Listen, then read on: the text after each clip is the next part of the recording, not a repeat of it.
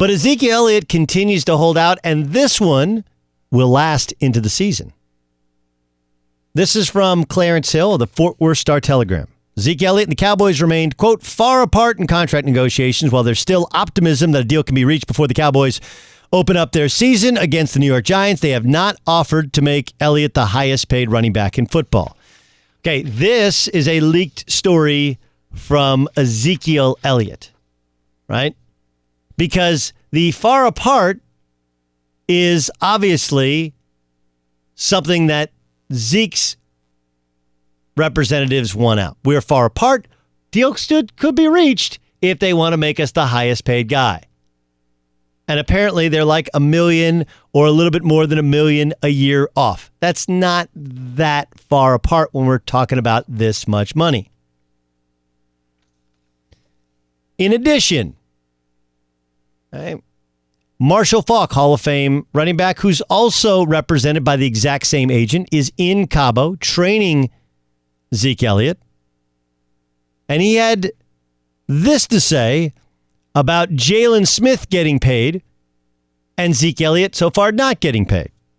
If you think about this, and I'm not counting another man's money, but if you think about what Jalen Smith did and what he got compared to what Zeke has done and what he is asking for, it's not even close. They drafted a linebacker in the first round last year. If they thought so much of Jalen, I mean, you dropped another linebacker in the first round?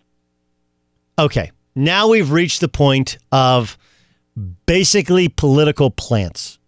You ever watch a debate? And then they have the representative for somebody who is the supporter of each debater. And if you ask that person, the debate could not have gone better for the person that they are speaking for on behalf of. Once we get to the presidential debates, whoever appears from the Republican Party will be in complete and total support of the president, and whoever appears for the Democratic Party will be in complete support of the Democrat. And that's where we reach. It's, you know what it's like? It's a lot like the Colin Kaepernick deal. Like, if you're pro-Kaepernick, you simply completely eliminate all the other reasons he's not in the NFL.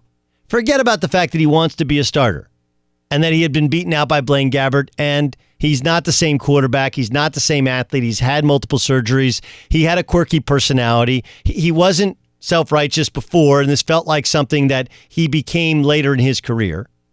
No one knows how much he'll be paid.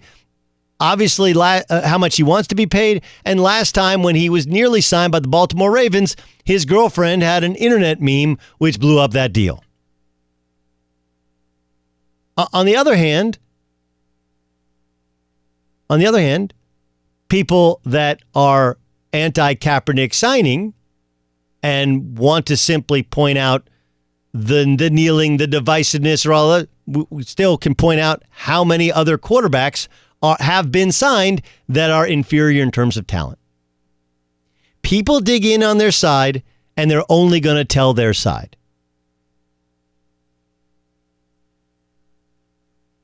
And whether it's politics or Kaepernick or Ezekiel Elliott, it doesn't matter.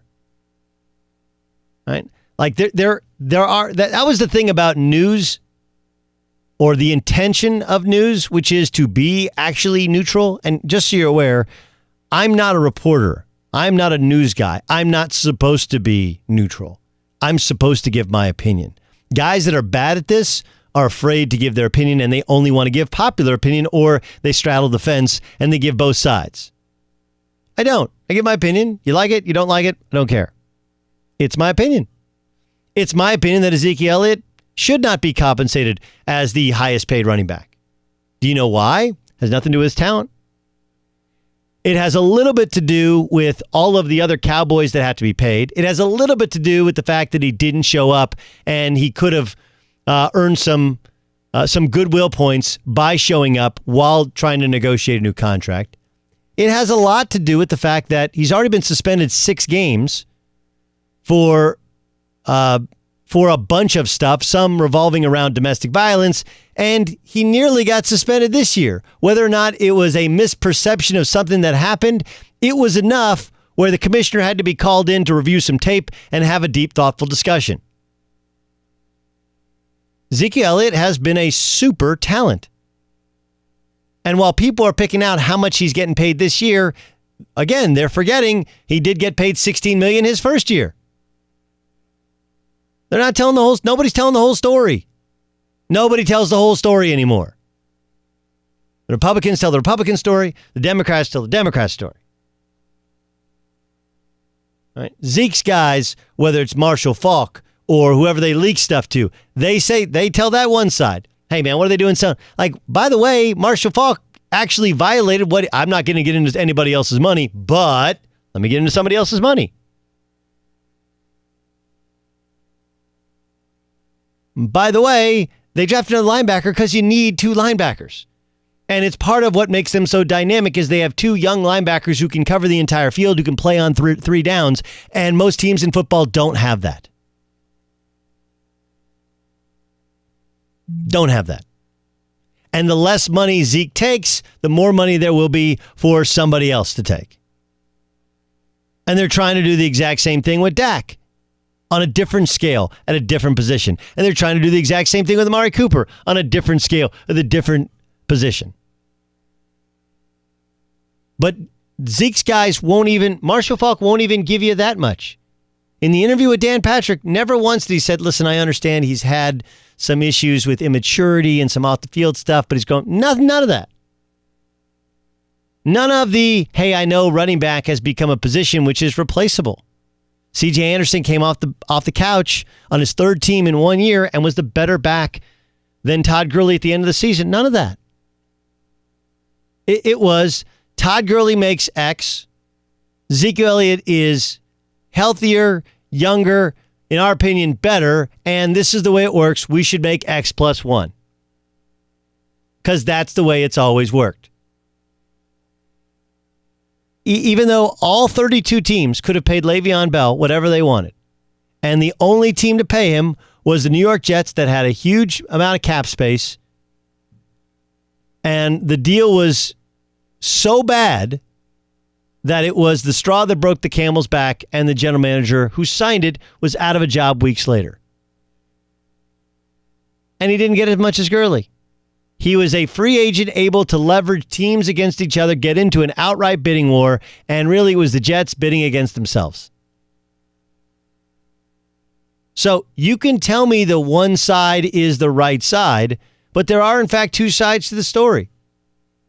And we have apparently reached the point of the Ezekiel Elliott part where everyone is dug in and they're only going to approach it from their side. Here's Jerry Jones on when they actually need Ezekiel Elliott back. We have to be prepared to play without any given player. We may very well play without a player that is not coming in on his contract. We've got a marathon here, and we want Zeke when we get to the playoffs. We want Zeke when we're in the dog days of this season. A fresh Zeke as we got on into the end of the season would be great. That's Jerry Jones saying, like, he's not going to show up. We're moving on. Train's leaving the station. That's okay. We'll make do. When he gets back, he'll have a spot. Jerry Jones, I'm not worried about it.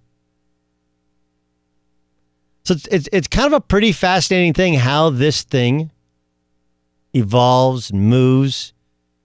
We went from pro-Zeke early on when he was thinking about holding out to anti-Zeke once he started holding out, to both sides being dug in and having their supporters only tell their sides of the story. The truth is that they're not that far apart. The only people that would say they're far apart are the people who aren't getting what they want. If they were super far apart, then there would be no possibility of him being there for week 1 of the NFL season. And Jerry Jones has made it clear, based upon that statement, this is our offer. We're not making another offer as of now. We said last and final, and this is our last and final. And hey, if you want to come in later, take that same offer, that's fine. We'll have you fresher and more rested for when we really need you. And by the way, it also points to the fact that the Cowboys start off with an extremely soft early season schedule. Giants, Redskins, Dolphins, that should be 3-0 with this roster if Dak is anywhere near as good as they think Dak is.